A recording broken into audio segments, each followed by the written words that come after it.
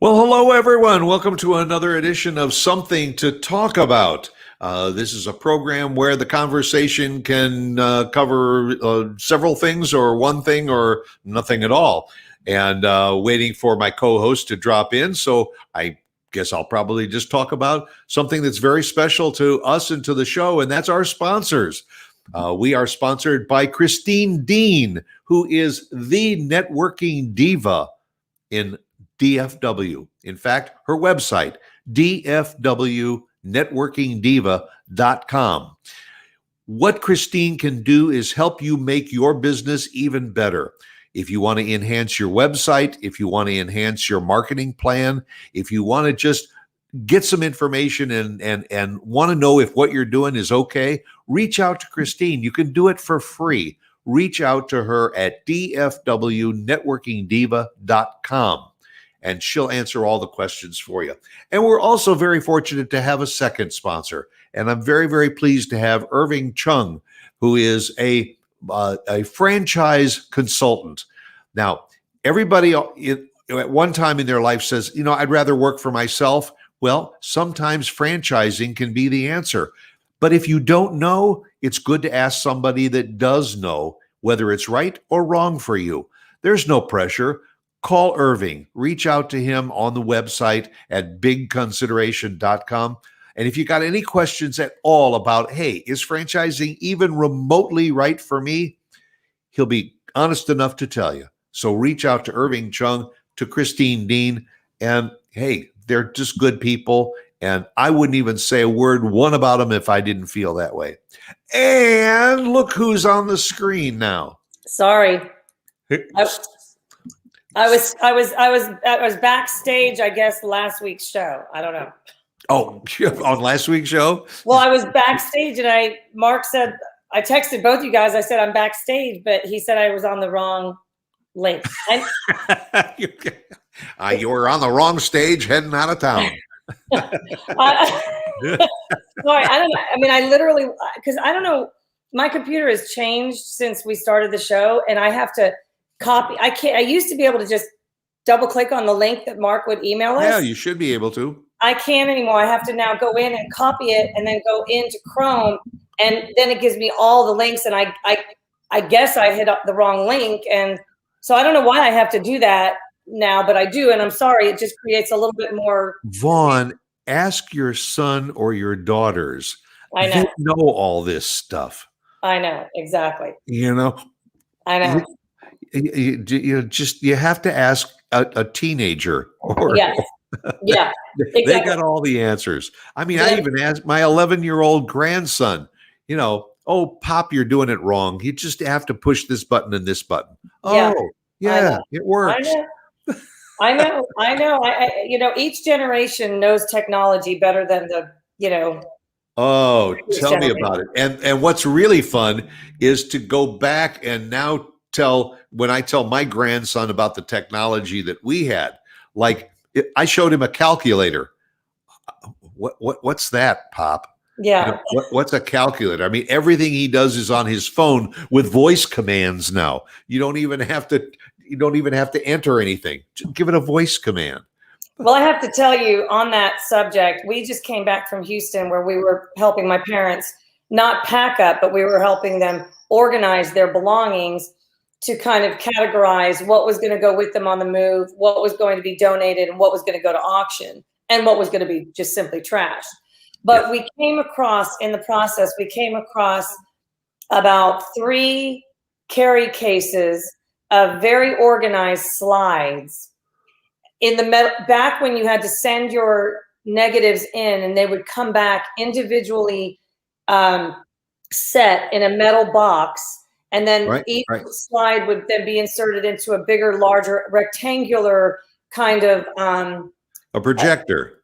Well, not the projector, but all the slides are in this one piece that you slide into the projector then, and you have a little hand kind of slider that pushes the slide in, pulls it out, pushes it in, pulls it out. And we couldn't believe we found the projector as well, and we turned it on and it worked. The light bulb and everything. And so we actually got distracted from task at hand and sat with Emily and Elizabeth and watched these, because every slide box was individually labeled Larry and Barbara's wedding or whatever the event was. And we looked at their wedding, and my girls held up the slide. They said, well, how do you, I said, you have to hold it up to the light. And they said, oh, and they were looking at these slides through the light.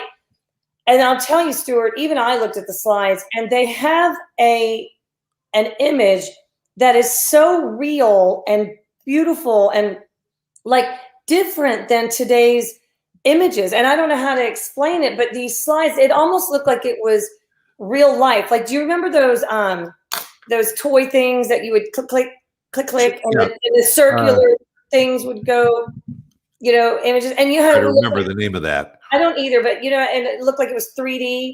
Right. These images of my parents at their wedding looked almost 3D. They weren't, but these slides were just beautiful.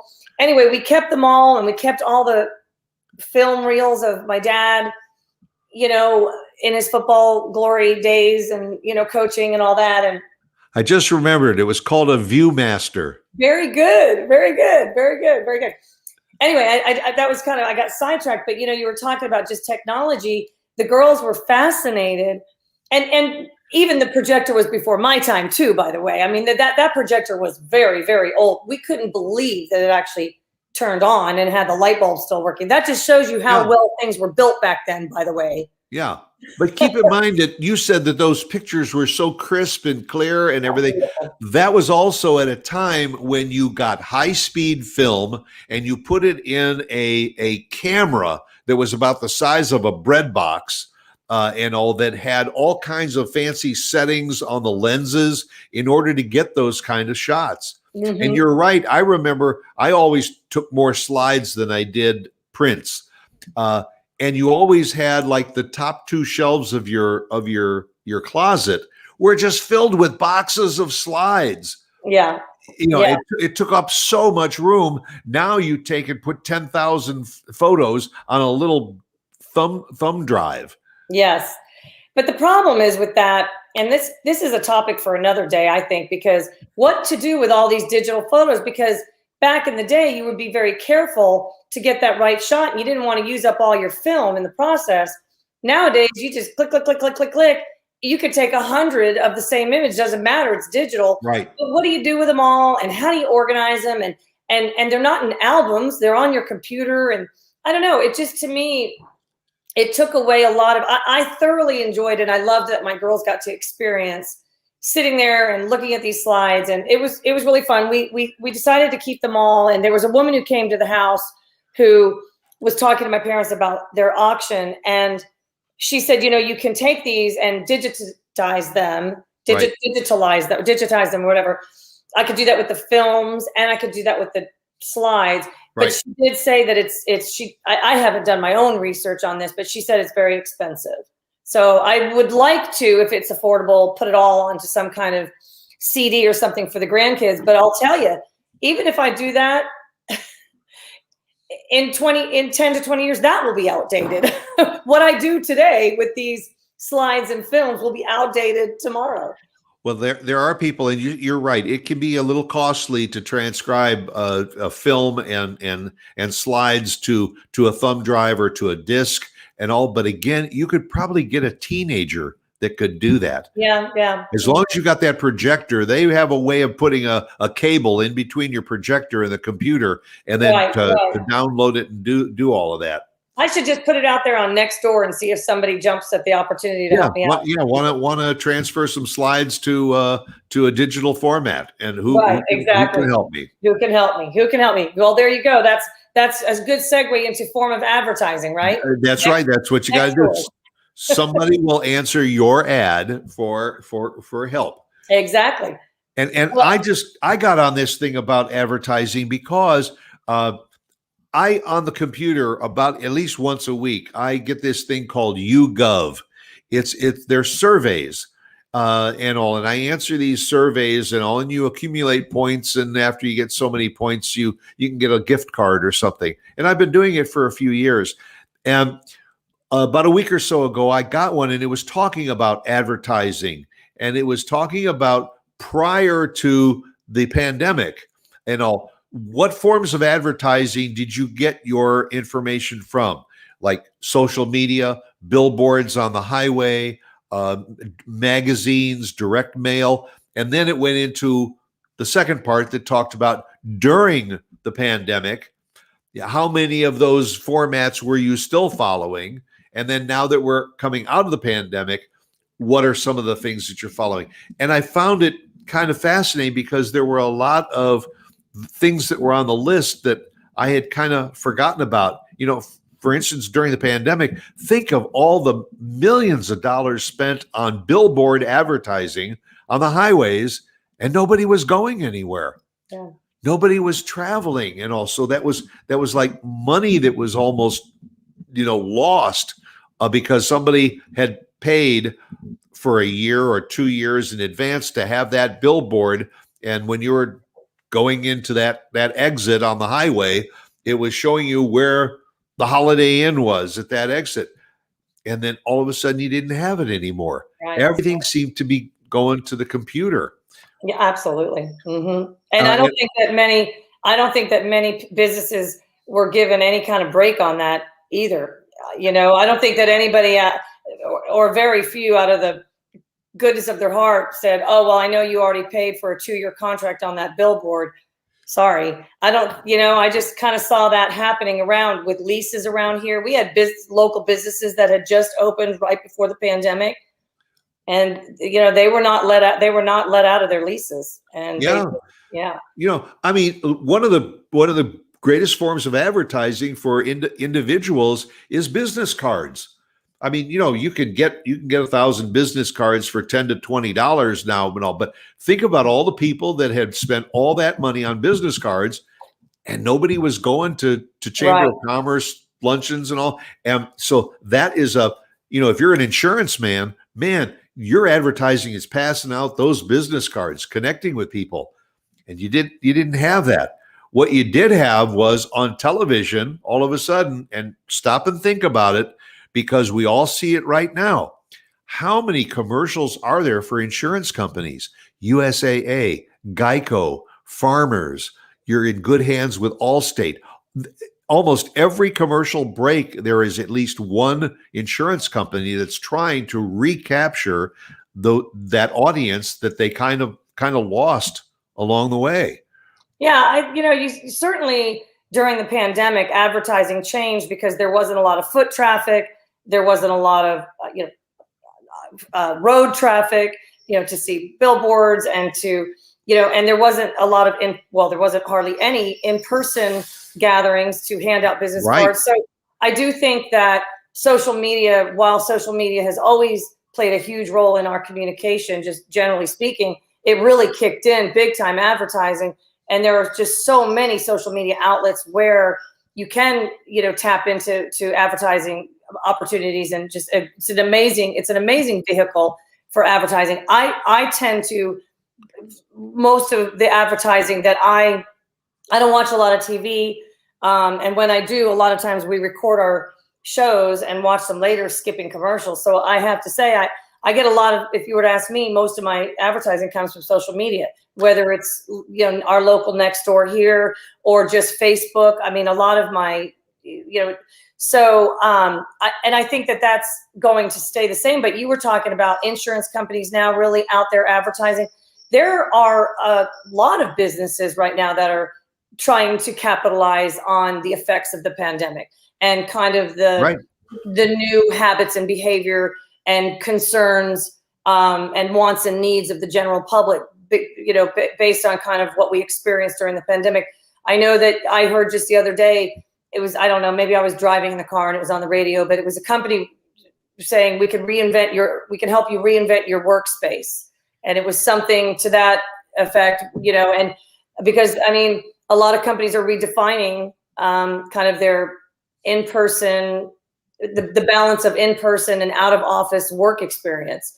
So yeah, and you know what? I have no problem with companies seeing a need based on certain situations, which the pandemic was a big situation, and trying to then be proactive and moving forward should you need to tap into that kind. So I like social media. I like advertising social. I like also um, real life recommendations. And I keep referring to Nextdoor because I really like that. And I think I like it because it's a little bit more personalized. And I don't know how many communities across the country have this type of outlet, but, or, you know, whatever, what would you call it? It's not a website. It's a, what would you call Nextdoor? Well, Nextdoor really is a social media Yeah. network. I mean, sometimes people on Nextdoor are just venting because their Well, neighbor left the yeah, garbage out. true, But true. now what they're starting to come, you can go into Nextdoor and you can go into an advertising or a business section, and people can list their businesses.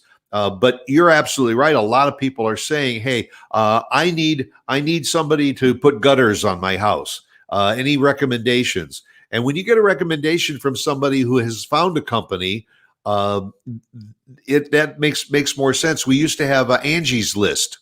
Yeah. You could go in but a lot of those are a little bit biased because somebody paid to get their business listed there. Uh, Yeah. for instance, if you go into magazines, you can find advertising for companies in the magazines, but they're presenting their best foot forward. Whereas Nextdoor might say, and I do see this on Nextdoor, you probably do too, is people will post, don't bother going to this restaurant. We went there, the service was terrible, the food wasn't that good. So you kind of accept that kind of endorsement also. But if somebody says, you know, like for instance, where I live, we got a guy named the garage door guy, Myron, the garage door guy. Myron. That's his name. This guy is an absolute genius at fixing garage doors. He's Wait a very second. reasonable. I'm And gonna. You keep talking. Keep talking. I'm carrying you to my garage because I think he did our garage door. The name Myron. okay, and I mean he does no advertising in newspapers or anywhere, a little online, because he says that he is so busy with word of mouth advertising, which, Yeah. by the way, is the most effective and Okay, the Stuart. cheapest. Stuart. Yep. Wait. Hang on. I'm trying to center it. There he is. Myron, the garage door guy. See, I told you. Did he put a little sticker on your garage Yep. door? Yeah. Isn't that funny? And You if know somebody what? ever puts Funny. on anybody ever puts on Nextdoor, you know, hey, my garage door won't open. I need somebody to come out and repair. Call Myron, the garage door guy. Here's his phone number, and he's usually there within an hour. Well, I'm going to tell you that's very. I think that's. I don't know if it's ironic or if it's just a true testament to Myron and how good he is at what he does. But he is incredible. He had helped us after the freeze. We had some issues with our garage doors, and you know, he's not only good at what he does, but, and we're giving him a little shout out here, which is fine, but he's professional and he's fair and he's honest. I mean, there's just so much. And I love how he put that little sticker. That's his little leave behind and just sticks it on the garage wall. But I find that very often if you work with plumbers, plumbers often will leave a sticker behind or so, and people will also do the same thing. Need to replace my water heater. You know, and I don't want to spend a fortune on it. You know, any recommendations? And it's usually the local independent people that usually have the edge, because the large companies, and I'm not going to name any names, but they're on TV and they do a lot of advertising, but they got to pay for all that advertising and all those trucks that are out on the road. So sometimes their services, you know, I always have a problem with any kind of company that has to say, well, it's $85 just to walk in the door. Yeah. You know, and we don't give free estimates. Good. Check them off the list. Well, you know, I like, speaking of advertising, which again is, you know, kind of our topic here. I like that we just touched on those little leave behinds, because I think that those leave behinds can be very effective and also easy to do. I know that, well, of course, Myron, we just showed you, has a little sticker, little label. I'm sure it's little, by the way. It doesn't need to be big and extravagant. All it needs is his name and his phone number. And his phone number. And like, you know, you drive down the street and I can't tell you how many times we've seen if a landscape company is redoing someone's front yard or beds, or someone's having some renovation or work being done to their house, painting or, cabinetry or wood floors or whatever. It's a great to stick your sign in someone's yard while you're doing work is a great way to advertise, because I know many times Phil and I have been driving and we're on the, we're just talking about starting a project, and we see a neighbor that we've known for years. We respect them. We know that their opinions, we would value their opinion. And we just did that the other day, got somebody who's doing work because she had damage during the storm, and we're thinking about redoing something in the house. And so we got the number, and he's already been here to give us a quote. So It's a very, very, the leave behinds and the yard signs are very good ways to advertise your business. Yeah, and even approach the people that are there and say, "Excuse me, do you have a card?" And you get a card from them, and then you can follow up with the neighbor and say, the work you have done, you be happy? Did you get a fair price? Were they on time? Did they do a good job? Did they clean up? And if it's yes, yes, yes, yes, yes, you hang on to that card, and when you need that service, you're more apt to call those people, because you say, you did my neighbor, and I'd like you to come over and give me a quote. And you know what? They're probably going to maybe give you a little bit of a break too, because you got referred by the neighbor. I agree. And like next door, you and I keep talking about it. What I like about that kind of advertising, well, when it's used as an advertising vehicle, right? I know I'd be curious to know the percentage of usage that is either a bunch of just kind of all that malarkey versus kind of good, just productive advertising. I don't know. Phil goes on it much more frequently than I do, but I know that next door you have to sometimes tune it out, because it's a lot of, to the person who looked at me cross-eyed when I was crossing the street, you're a jerk. Right. It's a lot of that. But I actually have a carpet cleaner. His name is Russell, and years ago he started doing our carpets, and I put out one time just unsolicited, like he didn't really even ask me to, but his service for us was so well done, and we just really wanted to share with us our good experience. And I did it on Nextdoor. This again was years ago, and I guess it was like Christmas or the holidays were kind of up like around the corner. He got so much business that he had to turn a lot away from that. And I think the reason you can be so successful in all kinds of social media advertising, but in one that's a little bit more localized, is because it's like you said, it's more personal. You might know that person, or it's a local business. And I love that. I love that these local businesses are doing so well. You don't always have to go to the big national, companies to come and do your work, because there are a lot, and they do a good job, and it's more personalized. Yeah, and I find that over the last so many months now, if people used to advertise like in magazines, for instance, there used to be lots of restaurants that advertised in magazines, but they've had to, over the pandemic, they've had to adjust their menu, they've had to adjust their seating and all that. A magazine, you have to lay out an ad 2 months in advance to run. You got to do it in January for the March issue of the magazine. And so by the time it runs in the March issue, you may have changed things around. So I'm starting to find, maybe you do too, getting a lot more direct mail, getting mail pieces in the mailbox, advertising for specials. And there's lots of deals that are out there too. Buy one, get one free. Coupon books are arriving. Boy, I can't wait until my Kroger coupon book comes every couple of weeks, because I get out my coupons, because if I can buy, 2 bags of vegetables and get another bag free, I'm there. Can't pass up that. Well, I have to say I'm not a coupon girl. I never really have been. There are some that are pretty obvious and simple and easy to use, but others tend to irritate me, because it kind of a lot of times gets you into, buy what you don't need, and you're not really getting a deal because you're buying stuff that you don't need to get the free item or whatever the case. I'm just not a big, coupons will grab my attention if they're real legit, real good bargain coupon. But I think it's really cool.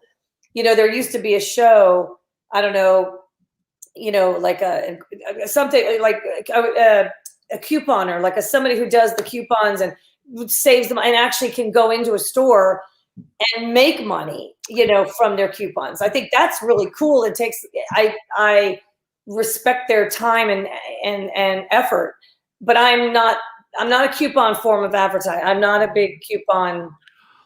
And I gotta tell you, I am. I know. I think it's Now, great. if I see a coupon that says, for like a bottle of ketchup, if you buy 3 bottles, you get 1 free. I know I don't need 4 bottles of ketchup, but Are you sure? If it's for frozen vegetables or something, get $1 off when you buy 3 bags. I know I'm going to go through 3 bags of frozen vegetables and save $1. And every once in a while you get one for free. A free carton of eggs. Hey, I'm there. Free is free. And again, I think coupons are I still get flyers in the mailbox. I would venture to say that flyers aren't the most effective way to advertise your business, because I think a lot of people consider it junk mail, and before even really reading the fine print, junk it. So I would guess, that, and I'm speaking kind of because that's me. I don't go through my mail like that looking for that, but some people do. Some people get those big, thick envelopes where inside it's local roofing companies and real estate agents and everything. And some people love to just kind of, pour through those big coupons. But I don't know how effective it is. And I would think that it would be pretty costly to print up all those flyers and printed. Yeah, you're right. Plus that these companies that we were talking about, social media, those same companies that have those ads that they have to lay out and pay big bucks for in the magazine, or to have those flyers printed and bulk mailed to the neighborhoods, they can go on their website, they can go on their Facebook page, and they can present that same special right there today.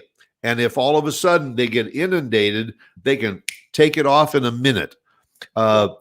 So whatever you do in print media, or you did on billboards on the highway, that can all be done on social media now too. And when you open up your phone, very often you go to check your email, all of a sudden you get a pop-up or something. Geico, save 15% on that. So it's right there in front of us all the time. And then going back to what you said earlier, the neighborhood. I just forgot the name of the website. What is it? In the neighborhood. Next door? Huh? Next door. Oh yeah. Yeah. Next door. I mean, it's a great venue for trying to find information. People, I see it all the time. Somebody says, "I just moved to the area, and I need a good storage place," or I'm looking for a dentist, or another kind of doctor, or a good pet hospital. Boy, all of a sudden you'll see in the next couple of days there's 50 people that say, go to this veterinarian or that one. And you'll see that when you start to see that same name show up 4, 5, 6, 7 times, that's probably one that you should call and get some information. Right. And that's free. That's free advertising. And again, I don't know how, and it is free, I guess. I don't know how free it is. Like, for example, you were talking about pop-ups on your cell phone. There's a lot of advertising just on like Facebook, or just if you just go on the internet, let's Google anything, right? You can Google anything. But also, if you're playing games on your phone, Candy Crush or any kind of word game or solitaire or whatever your game is, they actually, and it's, have advertising that come up on those games, just pop up, and you can Right. X out of them or whatever. But a lot of the times it's kind of almost a little bit weird, because a lot of times the advertising almost seems like it's customized to what you've been looking at on Facebook, or what you've been Googling, or emails that of course, it's a little bit like, how did they, but not all the time, but a lot of times, like Right. the pop-ups on my games, are kind of ads that I would be interested in seeing. Some not, but a lot are. And I think that's an excellent way of advertising. Yeah, and we're talking about advertisers, not only just the consumer, but Right. Right. also they've done these advertising on these games to where you can actually win, or like if you view a video, for example, say it's a pop-up ad, it'll say view video to earn however many bonus points or whatever the reward would be for your game, to kind of boost your chances of winning, whatever. You'd have to play these games to really understand that. But it's pretty neat way of advertising, because often I will view the video if it's something I'm interested in looking at. And then I not only do, a lot of times have I found a company or a business or a product or something that I'm interested in looking into, but then I also get my reward on my little game. So it sounds silly, but it's a very good way of advertising. And I don't know how much it costs them to put their company name out there on these games. I don't know who makes the money. I don't know how the deals are made. Well, let's say it's an insurance ad, that I was talking about earlier. It may cost the same thing for them to be on social media as it did for them to be on TV or to be in a magazine. The thing is, they are probably potentially going to reach, 5 million more people on social media, because they're paying to have that commercial come up and rotate, so that, like you said, you play the game, maybe you play two games, then there's an ad. You play two more games, and then there's an ad. Well, not only is the social media site going to make money from the advertiser, but if you decide, I want to play this game without the ads, you pay for that. Right. In order to play those games ad free. So yes, I have seen that. I've seen that option. I don't care enough to not see the ads. I'll either X out quickly or look at the ad. I don't care. But yeah. Oh, Stuart, I agree with you on, like, I mean, my gosh, if you think back to advertising back in the day was whatever, yesterday, because things change so quickly, right? But like, yes, newspaper, and I used to work for USA Today, so I mean, newspaper ads, magazine, just in print advertising.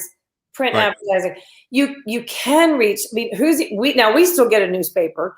My father still gets a newspaper, but most of our friends do not get newspapers anymore. So I agree with you that social media advertising, internet advertising, Google, all of that is a much more effective way to reach the masses. And I have to tell you, again, I'm going to reference just last week, because we did spend a lot of time down at my parents', but the auction sale that they are going to have on some of their belongings and furniture and whatnot is going to be online. Now, really? Okay. There are companies that obviously still offer, in-house auctioning, where you come into the home and you browse around. And there are, but obviously during COVID, some of that changed. But this particular company in Houston happens to be one of the few that has their own warehouse site, where they take these items and they stage them very nicely, clean them up, stage them, backdrop, whatnot. Then they'll write a description, and it goes live online. And there are companies, antique, what do you call antique people who look for antiques? Antiquers? Antique. Anyway, those people. But think of the lady who met with us. She said, we get so much more traffic doing it this way, and you'll have so many more people looking at your things, doing it online. So there again, just the power, which is why I completely understand. And in fact, as a consumer, I have embraced online advertising, social media, Google, but that's me. My parents, for example, I made the big mistake of throwing away their phone books while I was in Houston. And that was a big mistake because they still use their phone books. I didn't even think we made phone books anymore, but I found a drawer phone. And I said to my mom, you can just Google the number. And she just said, I don't Google. So I get that this form of advertising isn't for everyone. Right. But and also, just like, if you ever bought anything from a magazine, chances are you sent in the information, your name and address, where to send the goods that you ordered from the magazine and all. And all of a sudden you realize that a month later or 2 months later, now you're getting this magazine and that magazine. And Yeah. because one magazine also makes money by selling your information to somebody else. This is happening with email. You buy something online, and all of a sudden you start to get emails. For instance, we'll occasionally get some goods via Amazon or from Target or whatever, delivered to the house. Then all of a sudden I get an email. Well, you can save money by shopping a JCPenney website, or go to this website and save money. And you start getting emails. Well, that's the name of the game now, is that they are also trying to share that information, unless you specifically say, don't share my information with any other company. But they're out there and they do that because that's the name of the game. They want the greatest number of eyes to fall on their website or to see, and maybe somebody will buy something from them. Yeah, and that's another, in addition to the in-app advertising that we were talking about. Email advertising is another one that's huge. I find it, for some reason, I find it more annoying than the in-app advertising. I don't know why. I think because I can wake up, I could go to sleep at night and I can wake up in the morning to 25, just right. Email advertisement. And I have attempted in the past to go through the process of unsubscribe. And it just doesn't always work. And so I find that a little bit annoying, mainly because I have to go through and clean it up because it's in my email. The in-app advertising, I look at it or I don't look at it. It doesn't, I don't have to clean it up later. But the email advertising, I have to clean up. I have to delete. Right. So I think it's an effective form of advertising. But for me as a consumer, I find it to be, for me personally, just a little bit more annoying than some of the other forms of advertising. I'll give you a tip, and I'll share this tip with our viewers and listeners. It's something that I don't remember who taught it to me, but with direct mail solicitations, you get a lot of them all the time from some nonprofit organizations, and sometimes it's to sell your car or whatever. If you get a solicitation in the mail and they just keep on coming, every month you'll get another one from the same company. Take the information, open up the envelope, take the information, and if it's got a postpaid return envelope, take whatever they sent you and stuff it back inside the prepaid envelope going back to them, including, I even take the envelope they sent to me and fold it in half and stuff it in there and seal it up. And at their expense, you send it back to them. You'll find after a while, they'll take your name off the list because they had to pay for you to send that junk mail back to them. I didn't know that it came with prepaid return envelopes. Well, a lot of them do. For instance, like a lot, some of the insurance companies, they want you to fill out the information or so and mail it back. If you got to put a stamp on it, I may just put it in the garbage. But very often it's a prepaid solicitation. So, like, for instance, sometimes it's from the police benevolence, National Police Benevolent Association or something. Well, if I want to give, I'll give to my local police department, not some national concern, because it's just a fundraising company that's trying to get funds. They'll send you a prepaid envelope to send back your donation. Well, I send them back the donation form. I send them back the cover letter. I send them back all the inserts. I send them back the envelope it came in, stuff it in that envelope, lick it, boom, in the mailbox. And then all of a sudden you find out a month or so later, you stopped getting solicitations from that company. Yep. All right. Well, that's good advice. I will have to look for that. I tend to just, I'm a big tosser. Yeah. I Yeah. go, And you don't cut coupons. and I don't cut coupons. I just don't. And Phil would not, yeah, he knows that about me. But what about text advertisements? Do you get a lot of those? Because I do get a lot of text advertisements. Yeah. Yeah. And again, those sometimes are spinoffs from somebody else that you got a text from. I'm trying to think of the ones that I've been getting lately. Well, there's a couple of restaurants that will text you that, this week, buy a slab of ribs, get the second slab for half price or whatever. And I say, I went to that restaurant once, but I keep, and it was okay. And if I want to go again, I'll go again. The other ones, I'll tell you, the pizza places. Almost every week, something from Domino's or Little Caesars or something with their special of the week, and that's another one that you say you go to the bottom of the email or text and find the unsubscribe. You could push that unsubscribe button till your thumb turns blue, and you're still going to get more of those texts and emails. Well, you're talking about specials, like definitely special. Special offers are definitely a great form of advertising. And I tend to notice those and respond to those. And I find that maybe not in a big way, not in a big way dollar amount per person, but big way in terms of attracting a lot of people. Special offers, I think, will grab people's attention. For example, like Kroger here, when they do their 15 or 20% off of their, wine. That's a big savings, especially when it's 20%. I think every now and then, maybe once or twice a year, they'll do 25%. Yep. I know for a fact that brings a lot of people into their store, even people who don't shop at Kroger on a regular basis. If they shop at maybe Market Street, Whole Foods, Tom Thumb, wherever.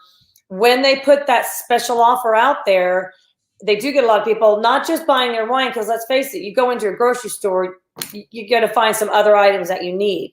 So exactly. I just use that as an example, but obviously other special offers, discounts, buy one get one free, other things that we've talked about, but a big special noticeable offer, I think, is a great way to advertise and bring people into your business. Very effective. And really a lot of that is, I know that I've known to take a picture of the sign, because they'll put their signage out in the store between the weeks of or the days of whatever. And I'll take a picture of it and I'll send it in a group text to my people to let them know this is coming up. And so word of mouth. Special offers like that generate word of mouth, which generates then interest and foot traffic and the people coming in. So there's a lot. I think you're going to start to see a lot more of that now, because we're getting out of the COVID days, and people are getting in their cars and they are going out, and so you're going to receive some of those emails and those texts to come in for in-store specials, because they need to get foot traffic back in to help pay for the overhead of keeping those stores open. Well, have you been out lately here locally? Because baby, we're back. Yeah.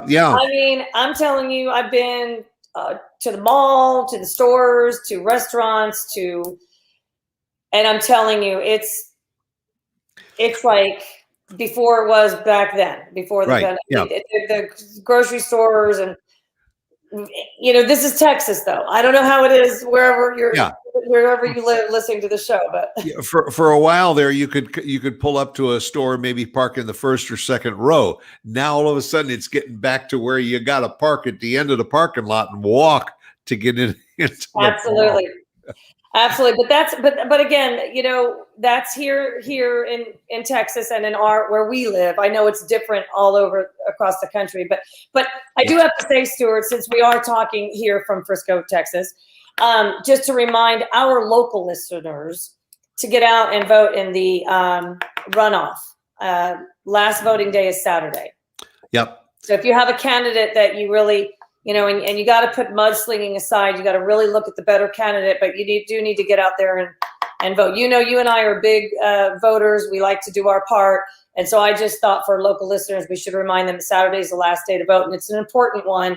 And again, my advice is wash all the mud off the candidates and just decide who's the better one and make your decision. That's right. It's your duty to vote and exercise that right to vote. And the other thing you need to exercise is your ability to come back and see us again next week. Absolutely. Because we'll be here at 11 o'clock next Wednesday. So why don't you come and join us for another session of something to talk about? All right. Sounds good. Good deal. Bye, guys. See you later.